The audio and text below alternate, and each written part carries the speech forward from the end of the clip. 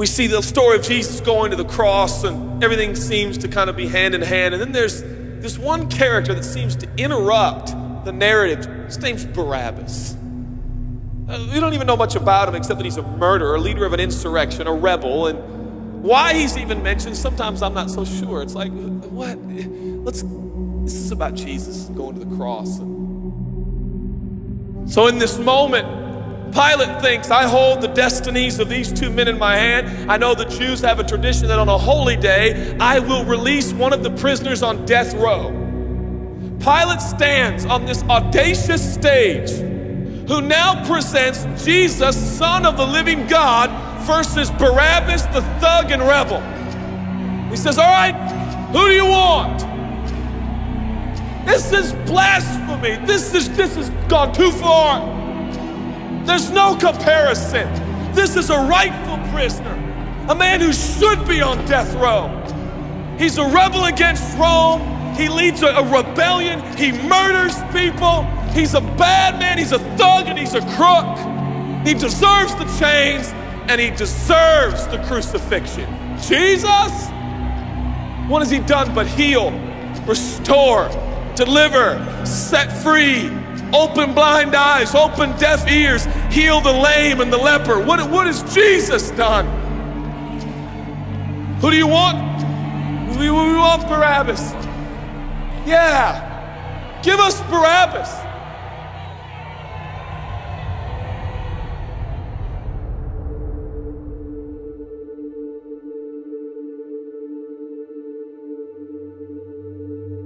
People say, give us Barrabás. The Roman soldiers come up and they put the key in and they unlock Barrabás from his chains and shackles. And he walks down the platform, welcomed by all of his thug friends. Yeah, the people love me. Yeah, that's right. I don't even know who this Jesus guy is, but all I know is my people love me. There seems to be no conscience in Barrabás. There's no record of him turning to Jesus and saying, I owe you everything now, for you have set me free. No, I don't see any of that in Barrabás. And God knew that. Jesus stood there, silent, for he knew the will of the Father. He said, it's fine, Father.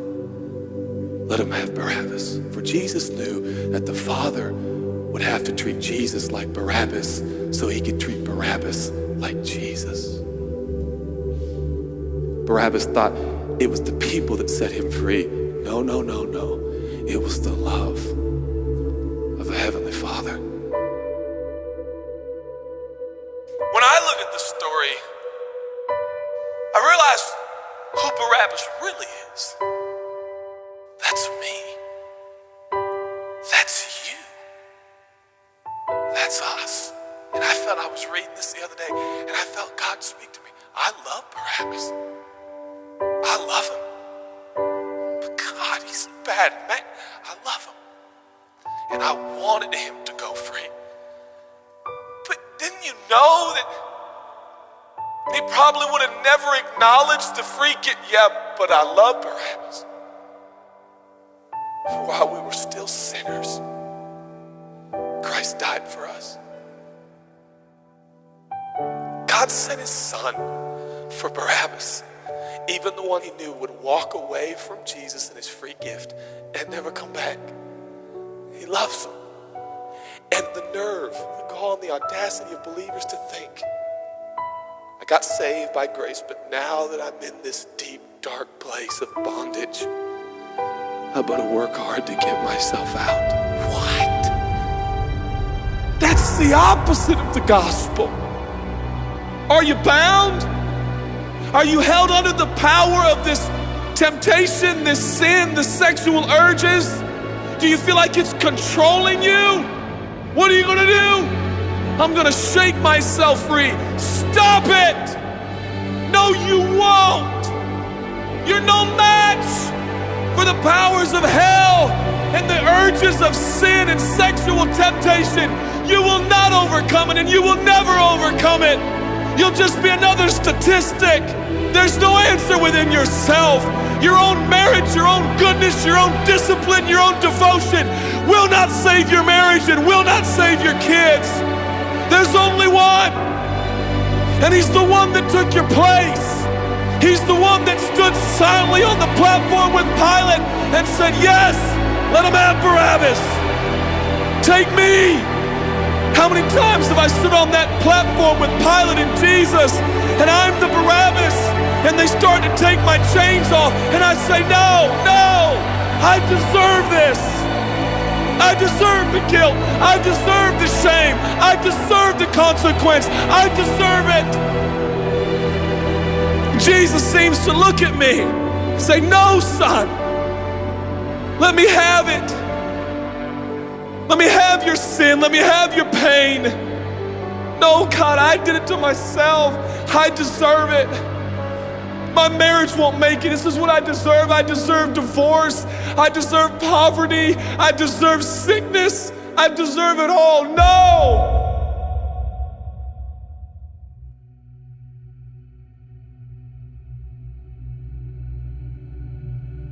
God, I'm so ashamed. Give me your shame.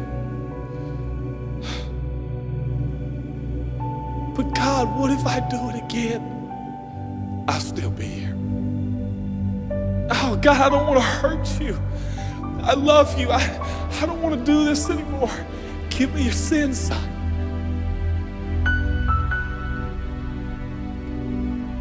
This is all we got. It's all I got. It's all you got. We can play games. We can play church games. We can pretend like some people are better than others and that's why they're blessed, or we can all come to the honest conclusion that it's God. And it's God alone.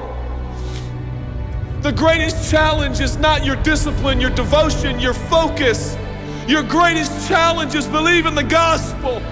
Could it be that there's a God with a love so scandalous, so wide, so deep, so vast, so high, so expansive, so welcoming, so inclusive? Let me have your sin, son. Okay. And I give him my sin. And I stand in this empty space of forgiveness and acceptance while Jesus walks off to the cross that I deserve. I see him walking to the post to be whipped.